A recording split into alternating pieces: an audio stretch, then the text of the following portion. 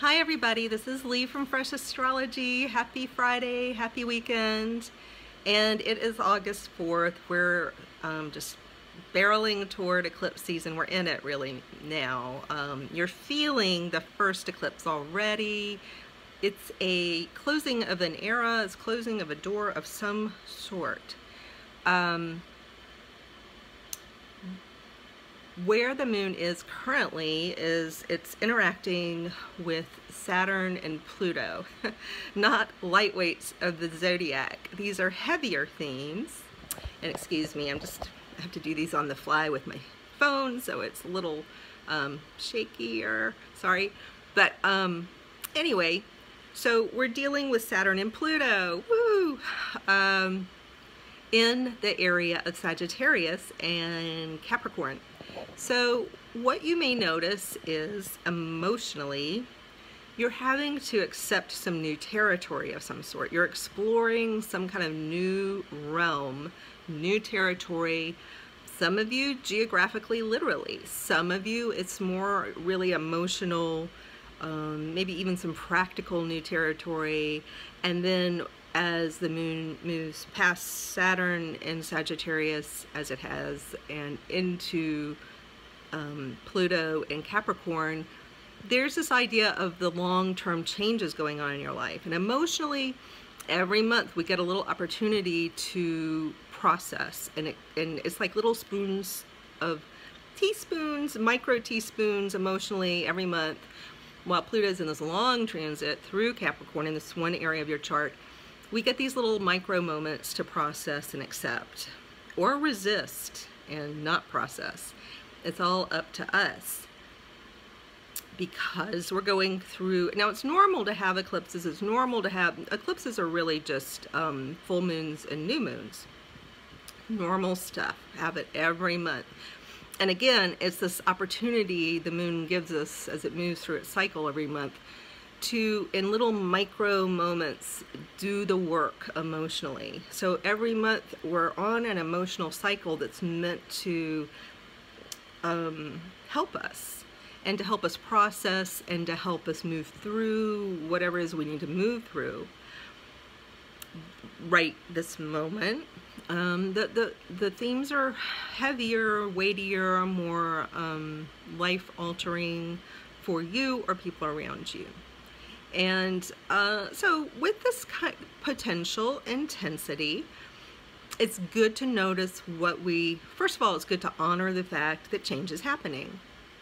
And right now, we may be really accepting and processing on some level, whether we're fully aware of it or not, we're processing this bigger change and just honoring that. Because if we're leaving something significant, or we see the end of something, which can equal the feeling of loss, even just the end of an era, it's a bit of a loss, honor that.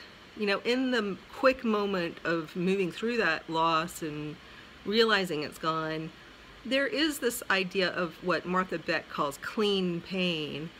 You know, if we leave a relationship, a job, a house,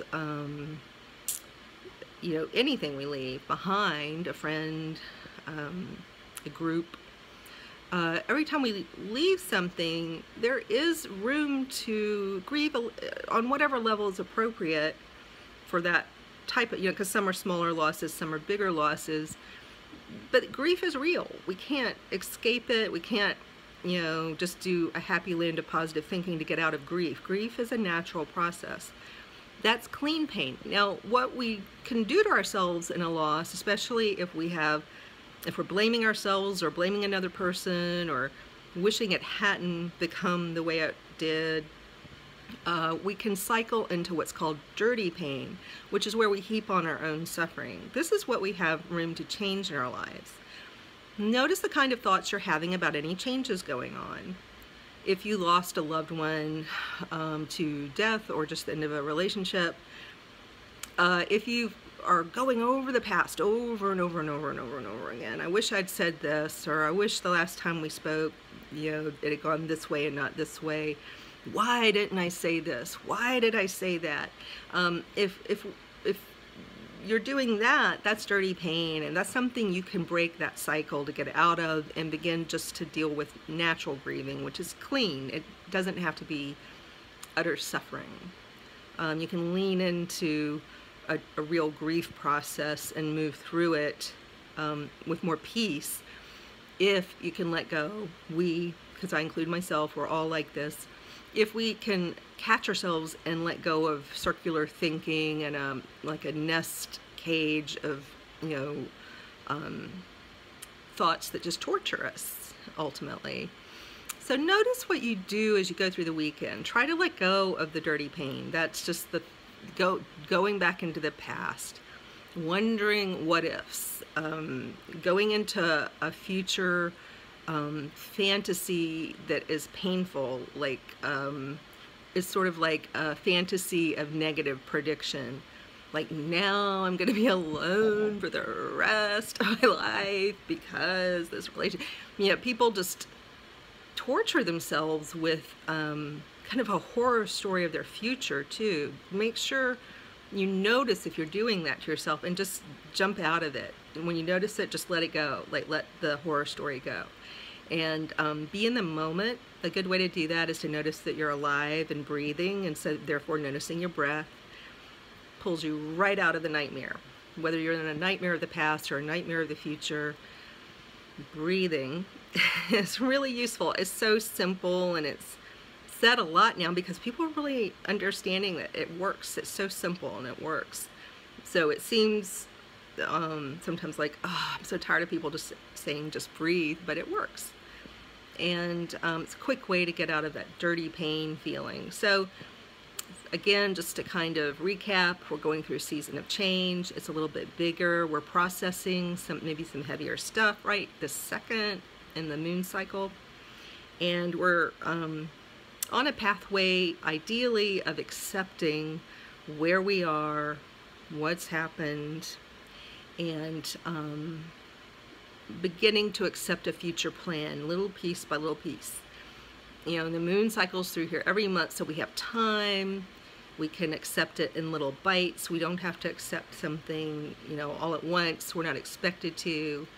The moon gives us month by month a time to cycle through all these different emotions and process. And don't expect yourself to get over, people say these things to themselves and to others in society.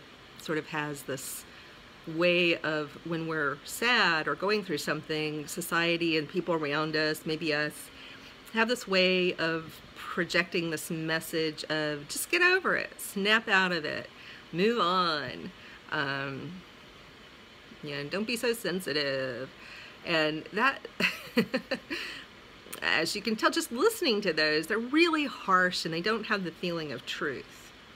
They're very cruel things to say to a person going through an extended feeling of grief, or just little micro moments of grief. When you're in those moments of grief, you just let the grief roll through like a wave, because the moon will quickly pass. It's moving very quickly, just like your emotions can move quickly. Just allow it to move through without attaching to storylines that torture you. Like going into the past, projecting a horrible future. Just let the emotion roll through, and don't expect yourself, let it roll through. It will leave on its own accord. You don't have to snap out of it. You don't have to get over it, because the emotion will move through it. It is literally like standing in a shallow part of the ocean where the waves are moving through. Just imagine that. It may be a bigger wave.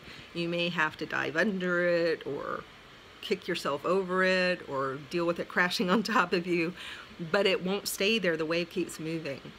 You don't have to get over the wave is getting over you. So let the emotions roll through. Work with the idea of acceptance. Again, you're not expected to accept something bigger overnight. That would be cruel to you. And I don't think nature and the natural cycle of emotional movement expects you to. Recognize that, the moon in little bitty sequences of just a few days will go through the same part of your chart over and over again, month by month. And that suggests a season of learning how to cope with something and accept something. many seasons. So I think sometimes we have false expectations, these unrealistic expectations of how quickly we're supposed to get over I don't know if we ever get over something, but we can move through it more cleanly by recognizing if we're adding to the problem by telling ourselves a bunch of really painful stories about the past or future. So just notice how you're moving through this season of change. And I will stay with you guys a little bit more closely. I noticed that people with some mental wellness issues who have a tendency toward depression, or maybe never have anxiety, depression, dementia, you know, it's a little more pronounced right now. And I just want to make sure that you are as kind to yourself as you can possibly be. Notice what you're thinking in your head and how your thoughts might be hurting you. At least you can try to be kind to yourself. Give yourself space, find support, take good care of yourself. All right, bye.